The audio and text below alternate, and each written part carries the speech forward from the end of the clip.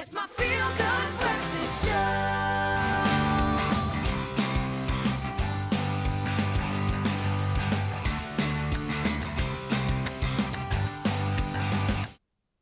Welcome back, you beautiful souls. Thank you so much for tuning in. You are live with Expresso as we have a little bit of fun. Indulge ourselves right now. When it comes to South Africans, undoubtedly, there are few things loved more than our legendary braai fleece. We know this, and with both the Rugby World Cup, yes, it is right around the corner, can you believe it, and National Braai Day just weeks away.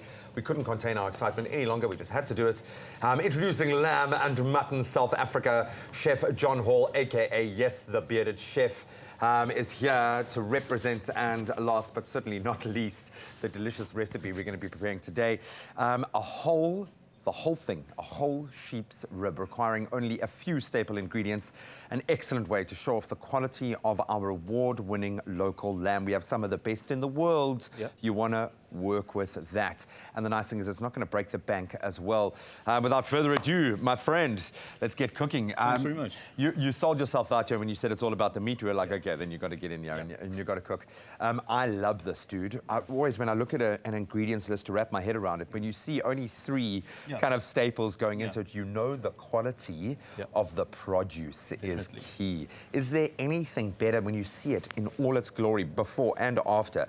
How excited, as a guy who works with meat, does this make you feel? I'll tell you what, like I said earlier, your knees just went weak. When I see meat, I get excited, and especially when you get South African lamb. But, you know, and you know, such quality. We produce some of the best in the world. It is what it is. Whether it's lamb, whether it's mutton, we make it good. So I don't like to spoil it with, like you said, a lot of things. So the flavour is all there. So I just give it a bit of a kick, and it's off to go. And treat it with love. And I think it's obviously an intuitive thing that you learn how to treat your meat. So treat it like it's a beloved member of the family. How do you approach specifically a rack of lamb ribs?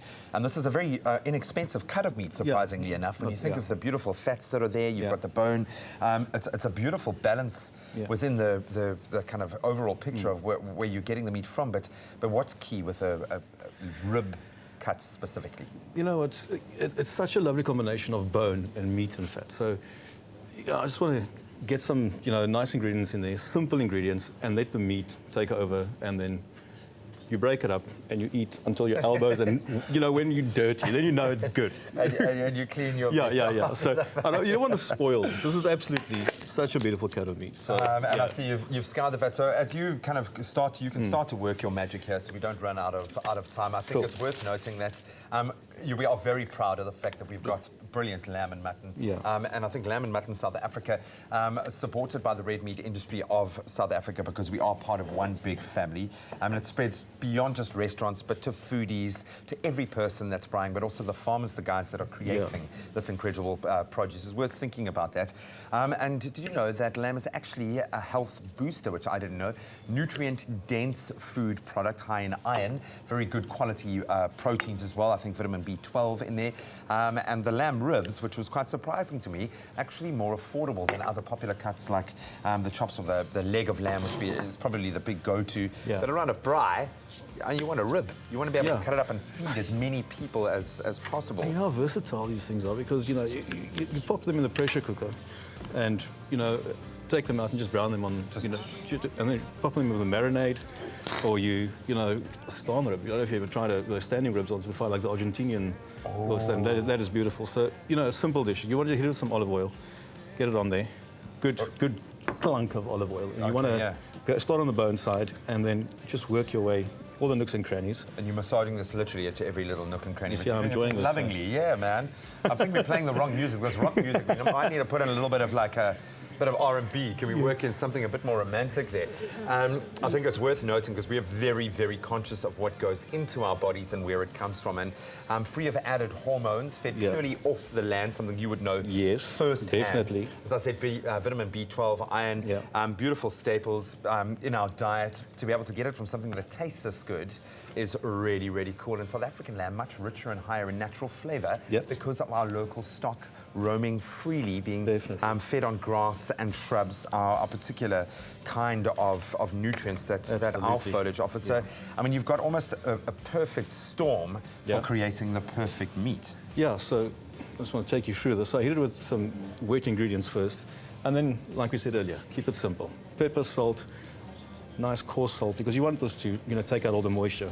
Okay. And then once the salt gets in there, this is going to pop up, and it's just going to be bubbly, crispy. And I'm probably going to find you a way. Yeah, no, don't worry. No, there's not going to be a fight. You have the knife. So I think you win in that space. Yeah. Are there any dangers with a rack of lamb? I know you've spoken about possibly putting it in a pressure cooker, which obviously then the meat is going to fall off. If you're going to do it straight on the braai, as is, or if you don't have a braai under a grill or do something like that, how important is it to handle the meat properly, and how do you make sure that it stays moist? With this specific cut, because of the fat and the meat ratio, you pop it in there, you leave it.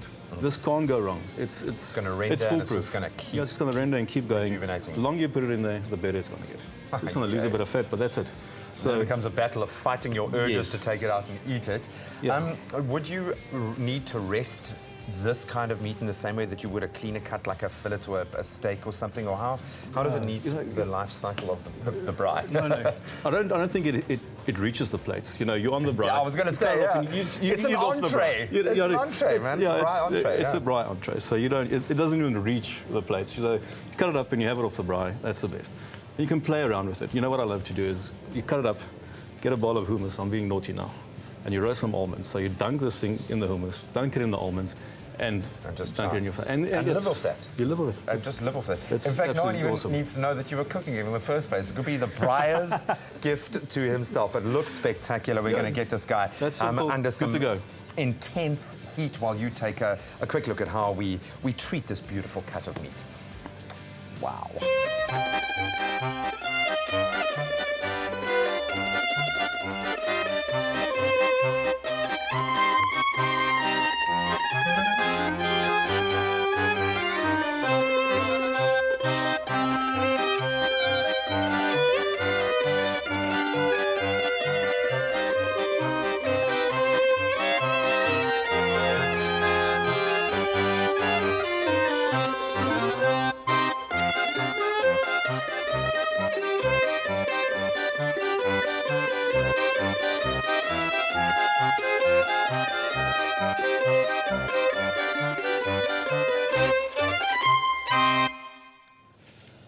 And there you have it, a beautiful rendered rack of lamb ribs, a beautiful, inexpensive cut of meat that is going to, I think, exponentially deliver on the flavour scale. So here we've got our beautifully prepared rack.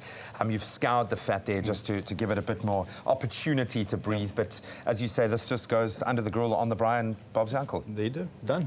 Buddy, you're a champion. Hopefully that's inspired you to look at lamb, to look at mutton with a bit more appreciation, because we are so lucky in this country to be able to get the quality produce that we do, and this is a great way to let it sing. Beautiful.